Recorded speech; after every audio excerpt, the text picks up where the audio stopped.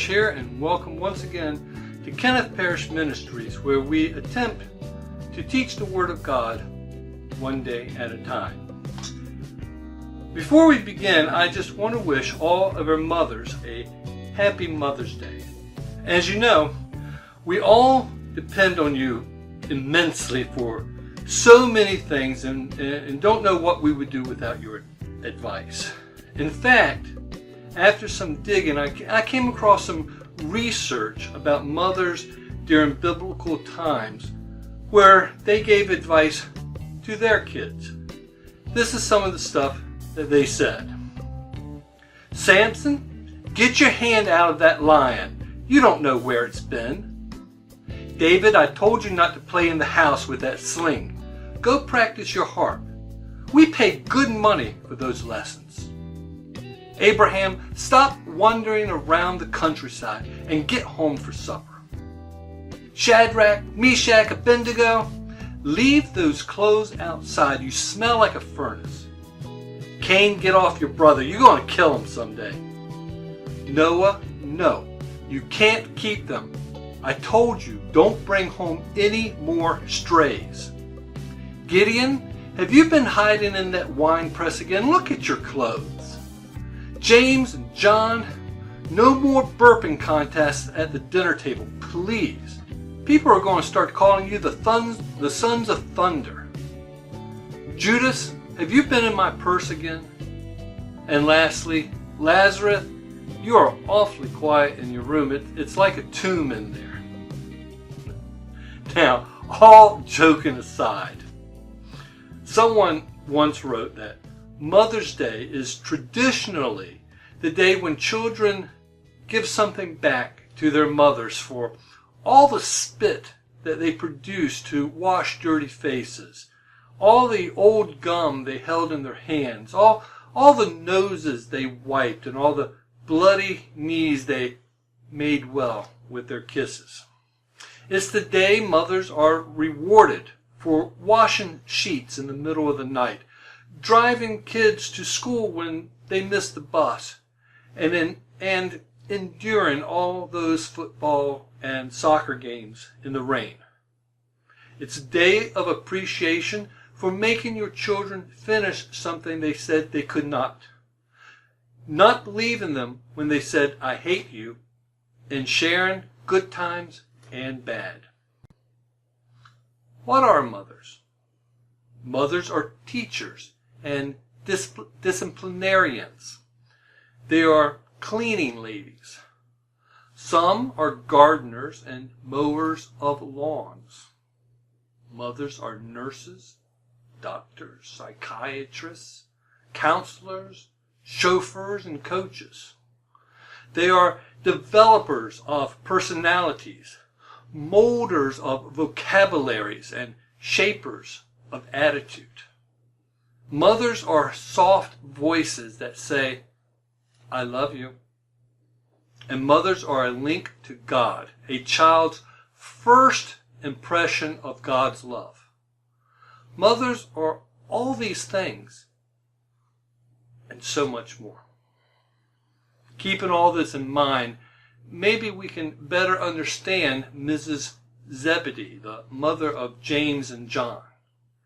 Let's look, if you will, at Matthew chapter 20, verses 20 through 23. Then came to him the mother of Zebedee's children with her sons, worshiping him, and desiring a certain thing of him. And he said unto her, What wilt thou? She saith unto him, Grant that these my two sons may sit, the one on thy right hand, and the other on the left, in thy kingdom. But Jesus answered and said, Ye know not what ye ask. Are you able to drink of the cup that I shall drink of, and be baptized with the baptism that I am baptized with? They say unto him, We are able. And he saith unto them, Ye shall drink indeed of my cup, and be baptized with the baptism that I am baptized with. But to sit on my right hand and on my left is not mine to give, but it shall be given to them for whom is prepared of my Father. Mrs. Zebedee was very aware of Jesus' teachings about his kingdom and the fact that the two of her sons, James and John, were close to him. They were, in fact, along with Peter, part of his inner circle.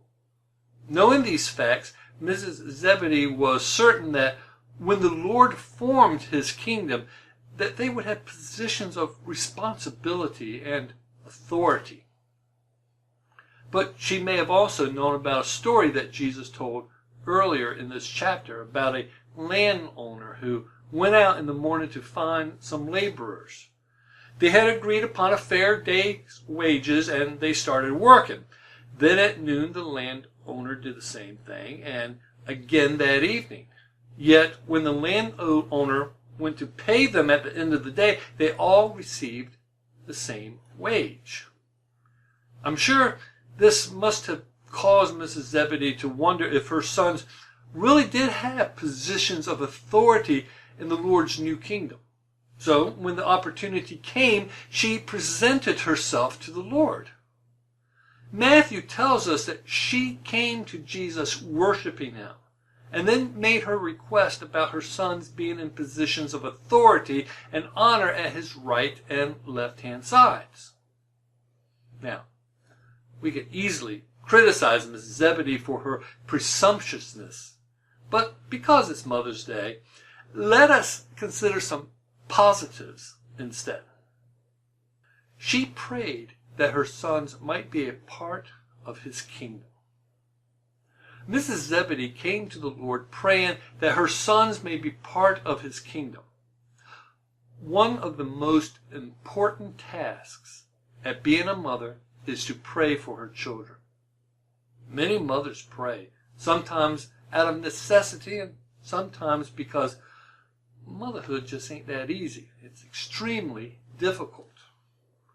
James Dobson, a Christian author, psychologist, and founder of Focus on the Family, tells about the time he came home to his son Ryan when Ryan was just a small baby.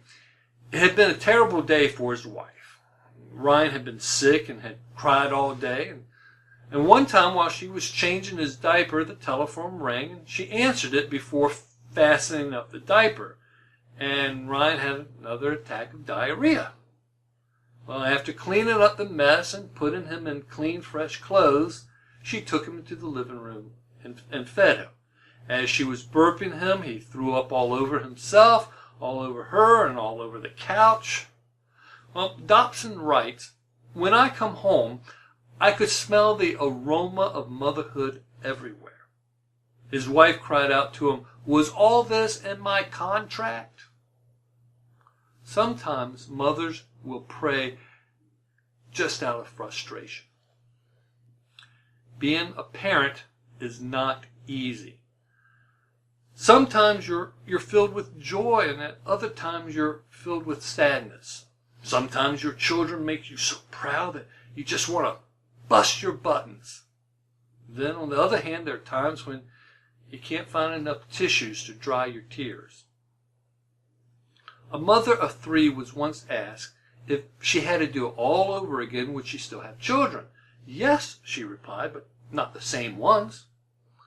Being a parent is not easy. It is difficult. But Mrs. Zebedee gives us a valuable example. She prayed for her children to be part of the Lord's kingdom. We need that same concern for our children. What good is it if our children are successful in making money and they're driving nice cars and living in nice neighborhoods if they don't know God? What does it matter if they gain the whole world but lose their souls? I hope that in the heart of every parent that listens to this message today, that there is a burden to go to the throne of God and pray for your children. Pray that they should be saved from eternal damnation and have eternal life. That is the place to begin with. She prayed that her sons would be actively involved in the work of his kingdom. Not only did Mrs. Zebedee pray that her children would be part of the Lord's kingdom, but she also prayed that they would be actively involved. Churches today are filled with Christians they're content just to fill up the pews on Sunday morning. There are plenty of people willing to sit back and receive the blessing, but not willing to do the work of the church. Where does the spirit of service begin? It begins at home with mothers and fathers setting examples and praying that their children may be involved in the work of the church. That they should become teachers and leaders, discipling others, seeking out the lost until the day of Jesus' return. If it was good enough for Mrs. Zebedee, then it should be good enough for us. We need to walk in her footsteps. She had big expectations. When you're working in a kingdom, there are no higher positions than those on the right and left-hand side of the king. And that's what Mrs. Zebedee wanted for her two sons. She didn't just pray that they would be doorkeepers. No, she wanted them on the right and left-hand side of Jesus himself. Now, one may think that Mrs. Zebedee was a bit brash and presumptuous, but I admire her boldness. Too often people have settled for mediocrity in the church. For too long, some have been content with just barely making it through the door. For too long, they have been content to just sit back and let things happen. It's now time for some of us to take our positions on the right and left-hand sides to become leaders, molding and fashioning the outreach of the church, mobilizing it to make sure that the message of Christ goes out into all the world. It's time to strive for excellence and to reach for the very best that there is. The Lord himself calls us to be his disciples and to be effective laborers in his kingdom. That's why today is so special. It's a day that we recognize that a mother's love is probably the closest example that we have to God's love. After all, it's a love that goes through the valley of the shadow of death to bring life into being. It is a love that sacrifices itself over and over again and would even dare to lay down its own life for that of its offspring. Solomon Rosenberg, his wife, their two sons, and his parents were all arrested and placed in a Nazi concentration camp during World War II. It was a labor camp, and the rules were simple. As long as you do your work, you are permitted to live. When you become too weak to do your work, then you are exterminated. Rosenberg watched his parents march off to their deaths, and he knew that David, his youngest, would be next due to his frailness. Every evening, coming back into the barracks after hours of labor, Rosenberg would search for the faces of his family. When he found them, they would huddle together, embracing one another and thanking God for another day of life. One day, Rosenberg came back and he didn't see the familiar faces. He finally discovered his oldest son, Joshua, huddled in a corner, weeping, praying. He said, "Josh, tell me it's not true." Joshua turned and said, "It's true, Papa. Today, David was not strong enough to do his work, so they came for him." "But where is your mother?" asked Rosenberg. "Oh, Papa," he said, "when they came for David, he was afraid and he cried. Mama said, 'There's nothing to be afraid of, David,' and she took his hand and went with him." That is motherhood. Mothers, this is your day. May God bless you in it. I pray that if there is someone out there who has never experienced the love of God that is so close to the love of a mother, that this will be your time of decision. I pray that if you have felt that you have had to walk through that valley alone, that you will recognize that there is a hand reaching out to you saying, there's nothing to be afraid of. I'll go with you. And I pray that you will recognize that there is one who has already gone through the valley of the shadow for you and has made it possible for you to live forever. In such the same way that a mother opens the door and calls her children in, Jesus is calling you too. Until next time, happy Mother's Day, and may the grace of our Lord be with you.